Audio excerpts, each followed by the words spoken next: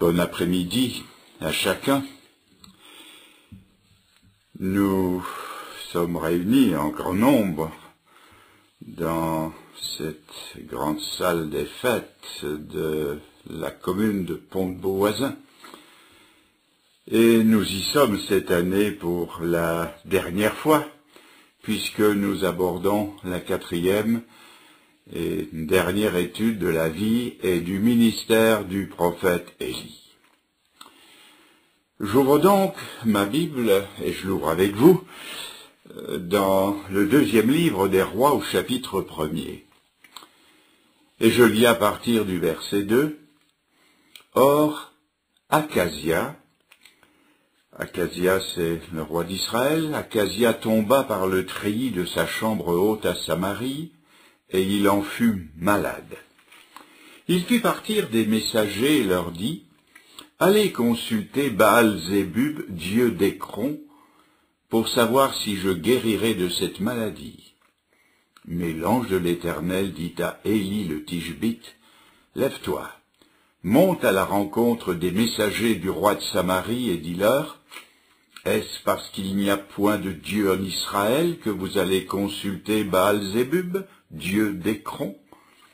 C'est pourquoi ainsi parle l'Éternel. Tu ne descendras pas du lit sur lequel tu es monté, car tu mourras. » Et Élie s'en alla.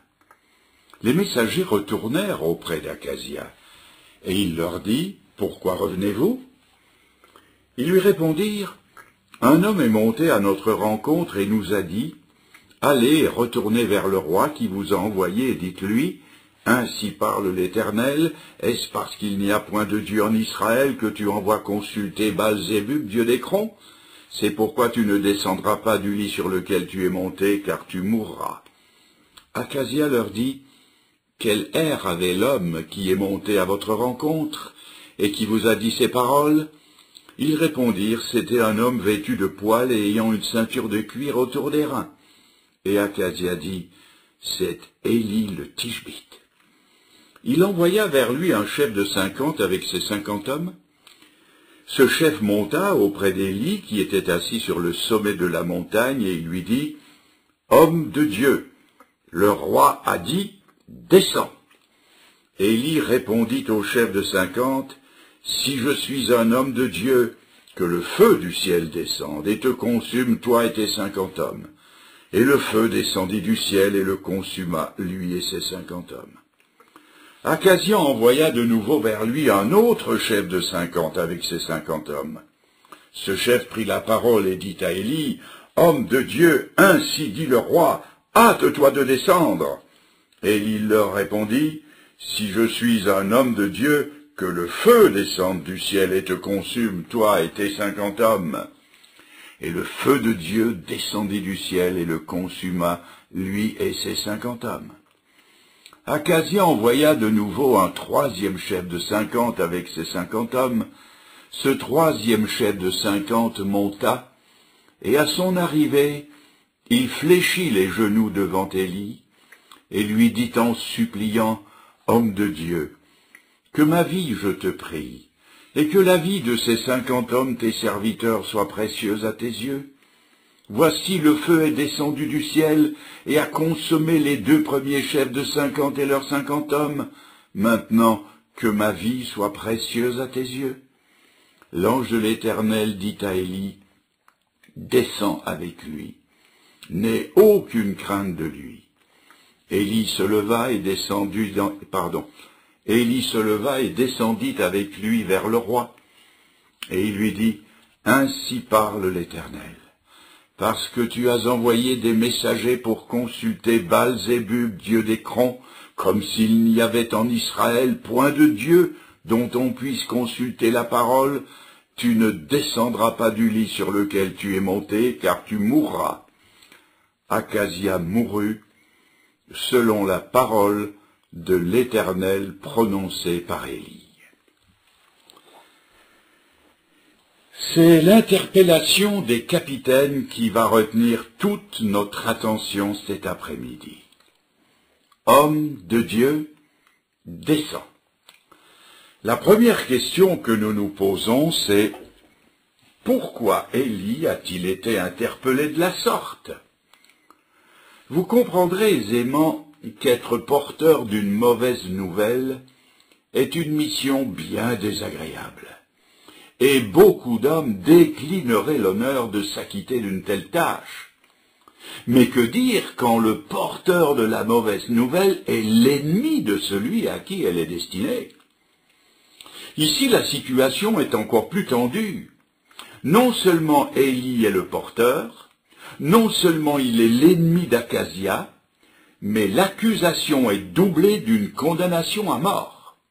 Et pour mettre le comble à la situation, le père d'Akazia avait été repris et condamné par le même homme qui maintenant condamnait et reprenait le fils. Et la mort du père garantissait le même sort pour le fils. Entre les deux parties, la situation ne pouvait pas être plus explosive, et peu d'hommes auraient eu le courage d'Élie, qui n'hésita pas à arrêter les messagers royaux et à leur délivrer le message de mort, tel qu'il l'avait reçu en droite ligne du ciel.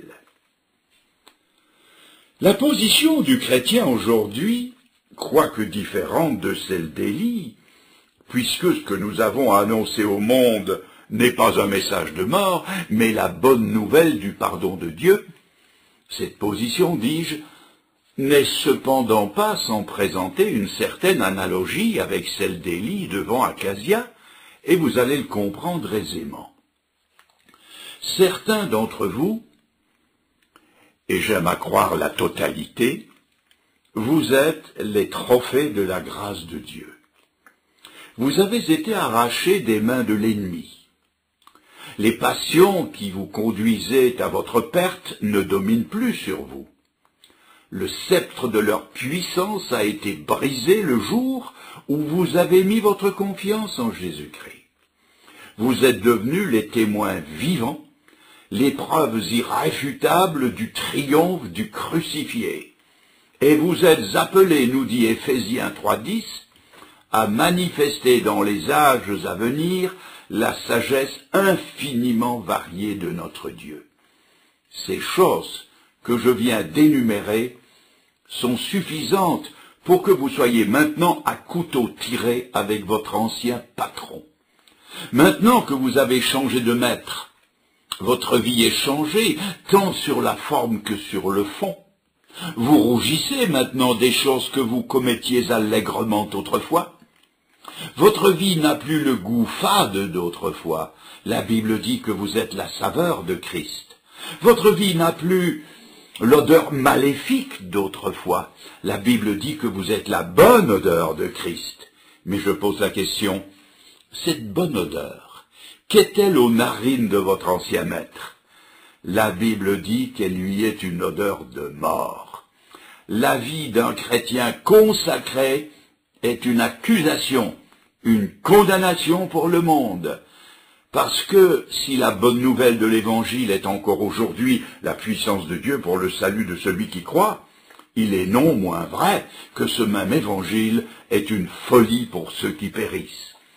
Ainsi, Élie et le chrétien ont le même ennemi, parce qu'ils ont le même message et le même témoignage à apporter. Voilà donc pourquoi il a été interpellé de la sorte, parce qu'il avait un message de mort, qui pouvait éventuellement devenir un message de vie, mais qui en appelle à la repentance, et cela, l'homme naturel n'en veut pas.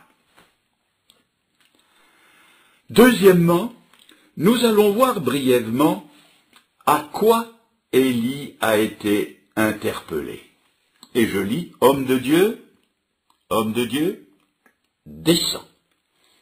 C'est toujours à descendre, jamais à monter.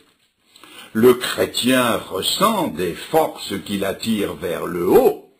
C'est la force ascensionnelle de l'Esprit de Dieu, mais il ressent aussi une poussée opposée à laquelle il n'est que trop souvent enclin à céder. Et même lorsqu'il lutte pour s'élever vers Dieu, lorsqu'il cherche à vivre plus près de ses lois, lorsqu'il veut mettre sa vie en harmonie avec les enseignements de la parole, il y a des voix qui se font entendre et qui lui disent « Homme de Dieu, descends !» Nous avons tous, à un moment donné et à plusieurs reprises, entendu cette voix qui nous invitait à descendre. Troisièmement, nous allons voir qui donne l'ordre de descendre. Nous entendons ici le premier capitaine, puis le deuxième dire « Homme de Dieu », le roi dit « Descends ». L'ordre venait du roi, de haut lieu. Et c'est la même chose pour nous. La Bible enseigne que nous n'avons pas à lutter contre la chair et le sang, mais contre des autorités, des principautés qui sont dans les lieux célestes. Les ordres viennent de haut. Nos ennemis sont d'illustres lignées, ils sont chevronnés, et ils sont même dûment patentés pour nous commander. Le Seigneur a un jour dit à Pierre, « Le diable vous a réclamé pour vous cribler. Il réclame, c'est un droit, une chose qui lui est due. » Et remarquez que cela ne lui est pas refusé, c'est donc une autorité. Et que ce soit des ennemis patentés, cela ne fait aucun doute. Je vous lis dans le livre de Néhémie le récit de cet ordre qui vient de haut. Néhémie était occupé à la reconstruction de la muraille de Jérusalem, et des ennemis voulaient l'en empêcher et le faire descendre de ses échafaudages, en ces mots qu'on trouve dans Néhémie au chapitre 6. « Je n'avais pas encore posé les battants des portes, lorsque nos ennemis apprirent que j'avais rebâti la muraille et qu'il ne restait plus de brèche. Alors ils m'envoyèrent dire, « Viens, ayons ensemble une entrevue dans les villages, dans la vallée, en bas. » Ils avaient médité de me faire du mal. Je leur envoyai des messagers avec cette réponse, « J'ai un grand ouvrage à exécuter, je ne puis descendre. Le travail serait interrompu pendant que je le quitterais pour aller vers vous. » Ils m'adressèrent 4 fois la même demande, je leur fis la même réponse. Sanballat m'envoya ce message une 5e fois par son serviteur qui tenait à la main une lettre ouverte. Nos ennemis ont des lettres de créance, et ce ne sont pas des faux. Ils sont revêtus d'autorité, mais il nous faut savoir que les diplômes d'autorité délivrés par l'enfer n'ont pas cours dans le royaume de Dieu, et que nous avons le pouvoir de leur accorder une fin de non-recevoir. Ainsi, l'ordre de descendre vient de haut. Il vient non seulement de ceux qui sont en haut, mais il vient aussi de ceux qui sont en bas. Il vient des agents de Satan, de ceux qui ne connaissent pas les hauteurs spirituelles, de ceux dont l'épître dit qu'ils sont destitués de l'Esprit de Dieu, de ceux dont l'apôtre Pierre a dit « Ils trouvent étrange que vous n'alliez plus avec eux ». L'ordre vient d'en haut, bien sûr, mais l'ordre vient aussi d'en bas. L'ordre vient aussi de la majorité, et il l'invoque. Élie, nous sommes 51, toi tu es tout seul. Nous sommes unis, nous avons une hiérarchie bien établie. Alors au nom du plus grand nombre, Élie, descends de cette hauteur qui nous dérange. Élie était, me semble-t-il, comme Léonidas au défilé des Thermopyles. Quand l'armée des Perses lui a dit « Rends tes armes !» il a répondu « Viens les prendre ». J'ai toujours pensé qu'Élie aurait dû commander le dernier carré à Waterloo. À lui tout seul, il aurait changé la face de la bataille.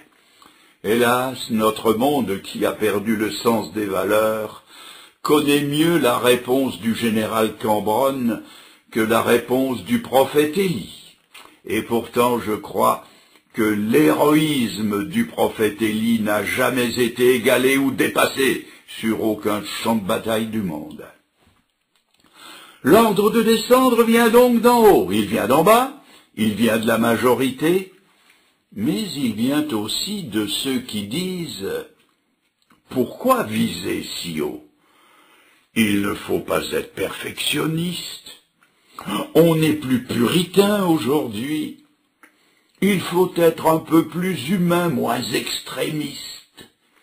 Et ce sont parfois nos amis, nos chers amis chrétiens qui nous disent ces choses-là. Et pourquoi nous disent-ils « descends un peu » ? Eh bien parce qu'ils verraient avec un certain soulagement la justification de l'idée qu'ils ont du christianisme. Voyez-vous, les hauteurs spirituelles, ça donne le vertige. Et comme ils n'ont aucun désir de vivre sur les sommets de la foi, ils trouvent plus commode que ce soit les autres qui descendent que eux de monter. Les saintes habitudes, ce sont des sommets difficiles à atteindre. Alors ils penchent pour la solution de facilité. Ils sont partisans du nivellement, mais du nivellement par le bas. Et ils disent, votre vie est comme une partition en majeur, la nôtre en mineur. Alors, homme de Dieu, descend d'un ton.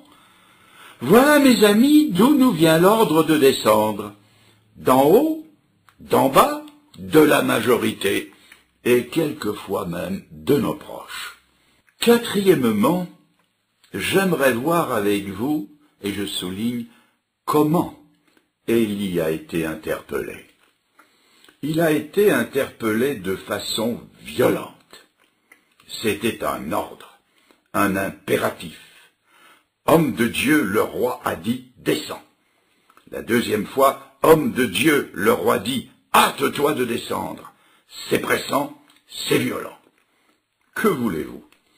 Quand le lion veut parler, il ne peut faire autrement que rugir, c'est un lion. Cela me fait penser à Daniel. Quand Satan lui a parlé, il a rugi. Il l'a envoyé dans la fosse aux lions. Quand il a parlé à Job, il a aussi rugi. Et Job a entendu dans ses oreilles saintes cette parole terrible qui lui venait pourtant de sa femme. Tu tiens ferme dans ton intégrité, maudit Dieu et meurs, descends. Et quand il s'est emparé des trois jeunes gens, il n'a rien trouvé mieux, le lion, que de les jeter dans la fournaise ardente. Apostrophé avec violence, Élie l'a aussi été par sa qualité d'homme de Dieu. C'est à cause de son appartenance à Dieu qu'on lui a enjoint de descendre.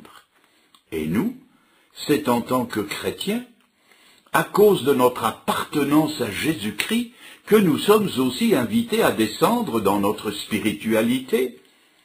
Le défi qui nous est lancé rejaillit sur le Seigneur.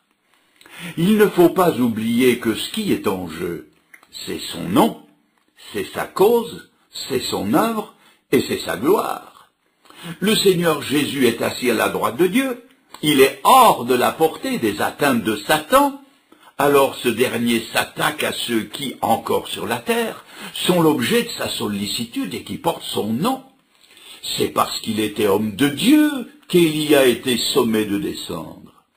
Il nous faut savoir que tout abaissement dans notre spiritualité abaisse le nom que nous aimons et la cause que nous servons. Mes amis, il vaudrait mieux que nous descendions dans la tombe que de descendre d'un cran dans notre spiritualité. Parce que dans notre mort, Dieu y trouverait encore son compte, il y trouverait sa gloire, tandis qu'on chercherait en vain quelques traces de gloire dans la capitulation et la médiocrité. Non seulement il a été interpellé en termes violents par sa qualité d'homme de Dieu, mais remarquez qu'il a aussi été interpellé avec insistance. Et j'insiste, il n'y a pas eu de relâche.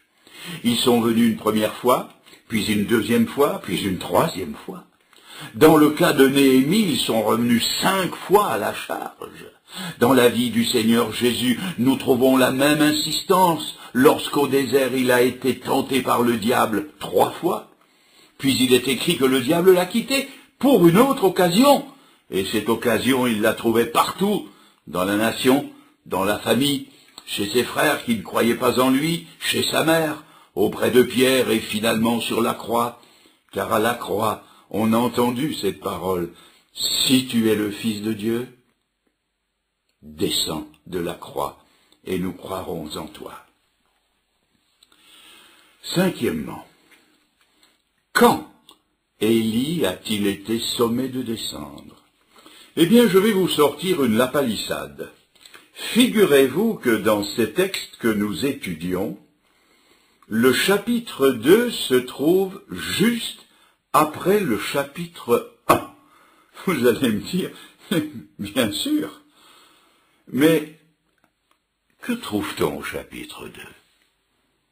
Au chapitre 2, ce sont les chars et les chevaux de feu, c'est l'enlèvement, c'est la venue du Seigneur, c'est le « il vient bientôt », c'est-à-dire que dans le chapitre 1, c'est son dernier combat, c'est le dernier exploit, demain, c'est le départ.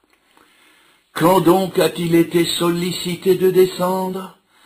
Tout juste avant de monter, avant de s'entendre dire « Mon ami, monte plus haut », avant le couronnement de sa vie. Il en est de même pour nous, nous pour qui Jésus revient bientôt. L'Épître aux Colossiens dit que personne ne vous frustre du prix du combat. Nos plus grandes victoires sont précédées de nos plus subtiles tentations. L'Épître aux Éphésiens nous dit, après avoir tout surmonté, tenez ferme. Quand donc faut-il tenir ferme? Après avoir tout surmonté. Ça, mes amis, c'est un langage que j'ai dû apprendre, car ma tendance naturelle n'est pas celle de la parole de Dieu. Quand l'objectif est en vue, ou est tout près d'être atteint, ma tendance naturelle, c'est de me relâcher et de me reposer sur mes lauriers. Or, quelqu'un a très justement dit que rien ne fane les lauriers comme de se coucher dessus. La Bible, elle, me tient un autre langage. Elle me dit qu'après avoir tout surmonté, il faut tenir ferme.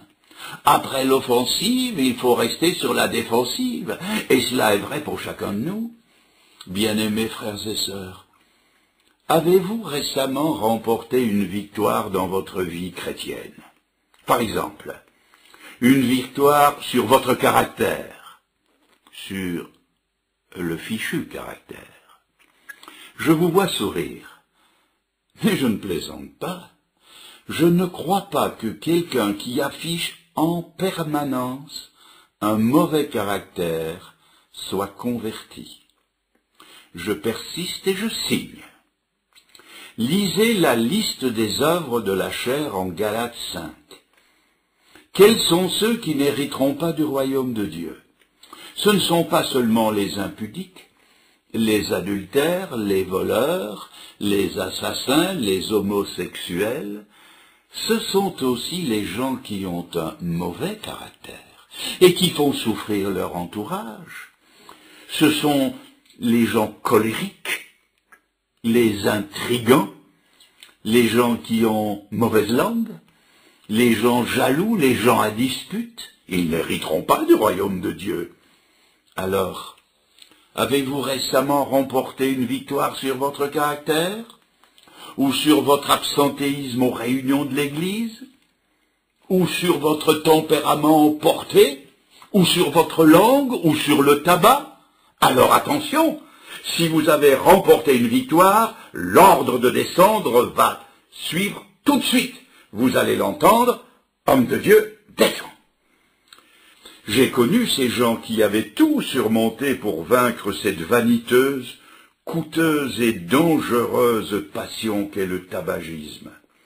Ils l'ont vaincu en un premier temps, mais hélas, ils n'ont pas tenu ferme.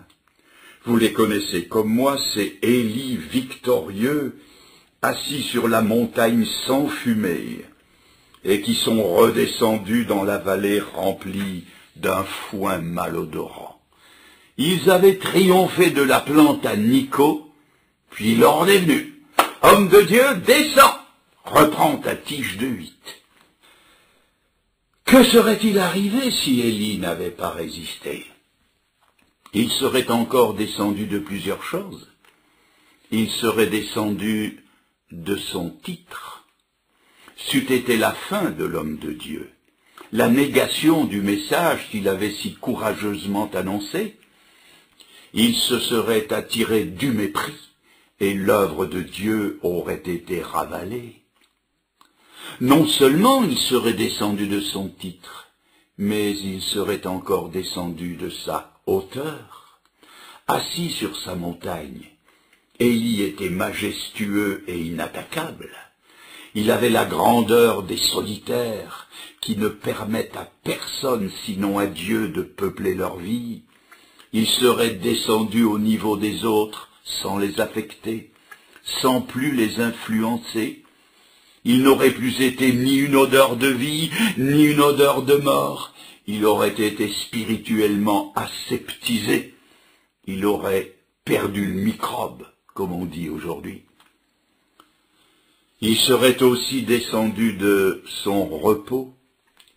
Sa belle sérénité d'âme se serait envolée, sa conscience aurait été troublée, et sa paix intérieure l'aurait quitté. C'est toujours ce qui se passe quand on descend. Il serait descendu non seulement de son titre, de sa hauteur, de son repos, mais il serait aussi descendu de sa liberté de mouvement. Sa liberté de pensée et de parole aurait été brimée, sa vie aurait été pleine d'entraves, et plus encore, elle aurait été une entrave pour les quelques-uns, les 7000 qui n'avaient pas ployé le genou devant Baal, et qui regardaient à lui pour savoir ce qu'il devait faire dans ces temps difficiles. C'eût été la mort de son témoignage, et c'eût été la mort tout court. Il n'y aurait jamais eu de traversée du Jourdain, il n'y aurait jamais eu d'Élysée pour relever le manteau du prophète, il n'y aurait jamais eu une double mesure d'esprit sur Élysée, il n'y aurait jamais eu les chars d'Israël et sa cavalerie. Oui, la chose aurait été lourde de conséquences. Sixièmement, et nous, aujourd'hui, de quoi pouvons-nous descendre? Car nous pouvons descendre, nous aussi. Nous pouvons, comme Jean-Marc, le compagnon de l'apôtre Paul, qui a été avec lui tout un temps, et qui, devant les difficultés, a fait demi-tour, et est rentré chez sa maman à Jérusalem. Nous pouvons, comme lui, descendre d'une politique d'expansion missionnaire et devenir de mauvais calvinistes. Je dis mauvais parce que je sais qu'il y en a de bons. Et on peut se dire, puisque de toute façon il n'y aura pas plus de sauvés qu'il ne doit y en avoir dans le ciel, à quoi bon me défoncer pour le salut des âmes? On peut descendre à se replier sur soi-même, à vivoter en cercle fermé, et tandis qu'au-dedans la vie de l'Église s'appauvrit et qu'au-dehors les âmes se perdent, au lieu d'entendre le « à toute créature » descendre à se dire « à quelques créatures ». Oui, on peut descendre de tout cela. De quoi, je vous le demande, de quoi Néhémie pouvait-il descendre? Il était en train de reconstruire la muraille de Jérusalem. Et il y a encore aujourd'hui une muraille à élever. Il y a une piété à défendre. Il y a, nous dit l'épître de Jude, une foi qui a été donnée une fois pour toutes aux saints pour laquelle il nous faut contester. La mondanité monte à l'assaut des derniers remparts de l'Église. Le matériel prend le pas sur le spirituel dans le peuple de Dieu. La bonne doctrine n'est plus tolérée aujourd'hui quand elle est appelée discipline. Alors faudra-t-il descendre à dire des choses agréables? Faudra-t-il, comme les faux prophètes de l'Ancien Testament, dire paix, paix et paix, alors qu'on sait qu'il n'y a pas de paix? Faudra-t-il être comme les faux docteurs de la fin des temps, qui auront la démangeaison de dire des choses agréables? 5 fois les ennemis sont revenus à la charge, et 5 fois ils ont reçu la même réponse. Alors, mes amis, comme Élie sur la montagne, comme Néhémie sur la muraille de Jérusalem, il n'y a qu'une réponse à donner. Non, je ne descends pas. Parce que je sais que si je descends, je me mets dans la catégorie de ceux dont le livre des Proverbes dit « Celui qui se relâche dans son travail est frère de celui qui détruit. » Parce que le Seigneur Jésus a dit « Celui qui regarde en arrière n'est pas digne de moi. » On peut aussi descendre de notre premier amour. Souvenez-vous des premiers temps de votre conversion où vous aimiez le Seigneur Jésus de tout votre cœur, de toute votre force, votre âme et votre pensée. Oui, on peut descendre de cette tendresse, de cette passion absorbante qui doit être le tout de notre vie, et nous entendre alors dire cette parole adressée à l'assemblée d'Éphèse. « Souviens-toi donc d'où tu es descendu. » On peut aussi descendre du terrain conquis, de nos meilleures expériences qui nous ont pris des années de réflexion, de prière et de travail, de tout ce que l'apôtre voulait dire quand il a écrit « Veillez, mes frères, à ne pas déchoir de votre fermeté. » Septièmement, maintenant, une autre question est devant nous. À quoi? Je dis bien à quoi pouvons-nous descendre? Eh bien, nous pouvons descendre au niveau de la médiocrité. Élie aurait pu descendre, peut-être pas tout à fait en bas, mes amis côtes, dans le compromis, là où il aurait été vulnérable. Et cet appel à la médiocrité, frères et sœurs, je l'ai entendu toute ma vie.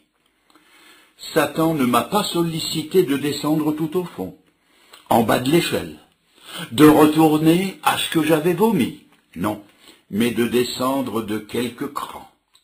Toute ma vie, j'ai entendu cet appel à être moins sérieux, à mettre moins de temps, moins de travail, moins de prière dans ce que le Seigneur m'avait confié. Descends, Fernand le Grand, descends, contente-toi d'être un petit frère, un petit évangéliste, non pas dans le sens de l'humilité, mais dans le sens de la médiocrité. Eh bien non, moi je veux le bienfait, rien de moins que cela. Et vous aussi, mes amis, vous la connaissez, n'est-ce pas, cette voix qui vous dit de descendre dans la médiocrité?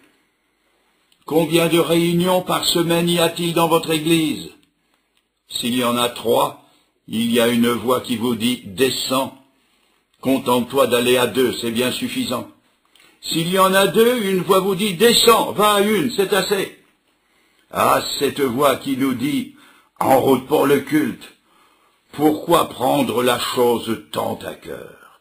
De toute façon, tu sais, il n'y a que 60 minutes dans l'heure. Et quoi que tu fasses, tu ne donneras pas un coup de main à la grande aiguille. Pas la peine de prier, pas la peine de rendre grâce, pas la peine de citer un cantique, pas la peine de te défoncer. Tu brûles, sois tiède, médiocre. Tu brilles, sois pâle, médiocre.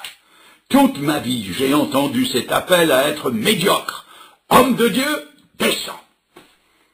Alors, quelle est la réponse? Il n'y en a pas 2, il n'y en a qu'une, celle du prophète Élie. Il a dit non, que Dieu descende et qu'il s'explique avec toi.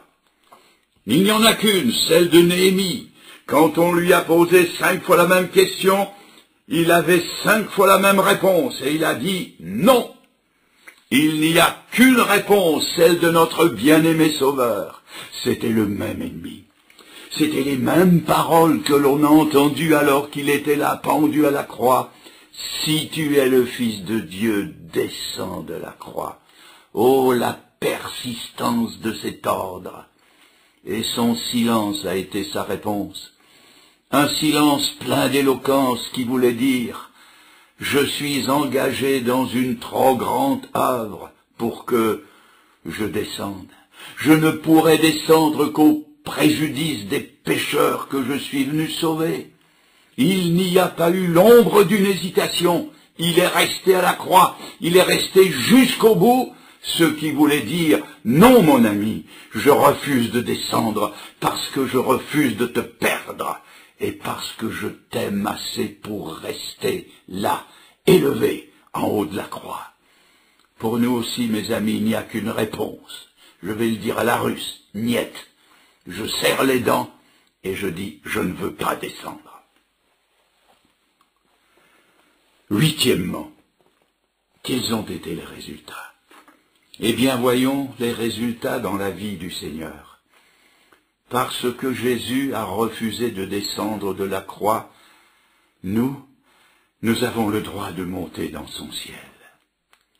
Parce que le ciel s'est fermé sur sa tête pendant les 3 heures sombres de cette nuit contre nature. Parce qu'il s'est écrié « Mon Dieu, pourquoi m'as-tu abandonné ?» Pour nous, maintenant, le ciel est ouvert. Des myriades sont vêtues de robes blanches. Le ciel est peuplé de rachetés et l'immensité vibre au son des louanges, comme le dit un de nos beaux cantiques. Ici-bas, l'évangile est prêché.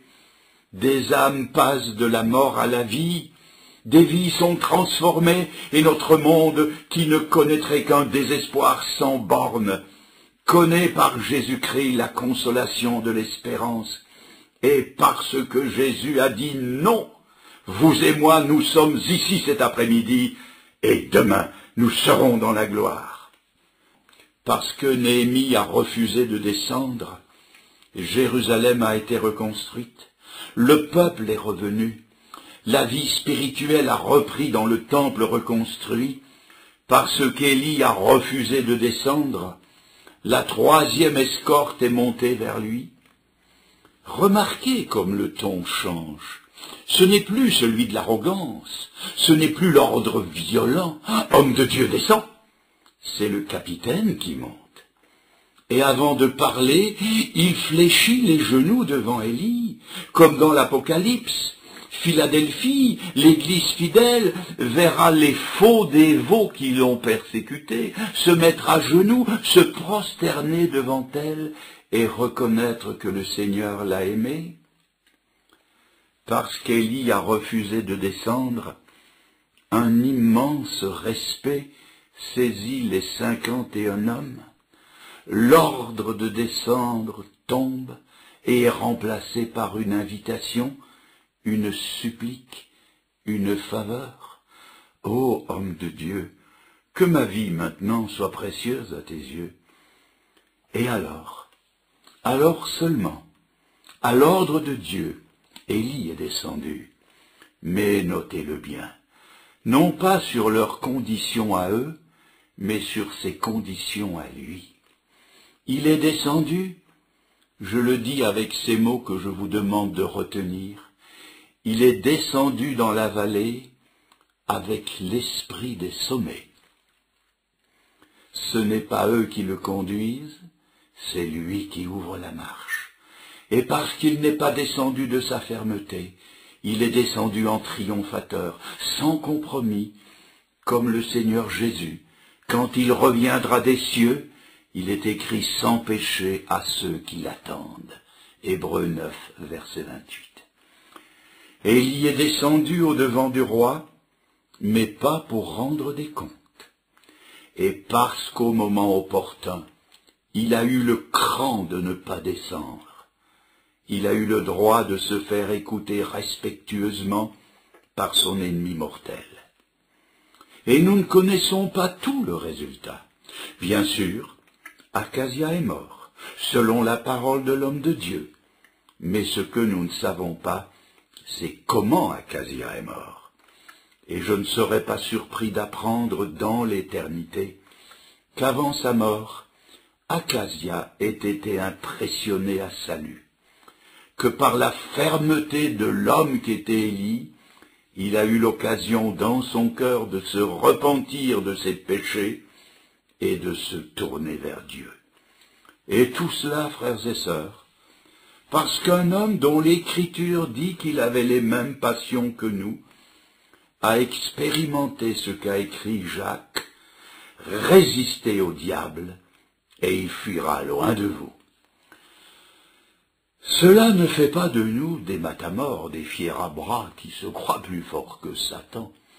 Non.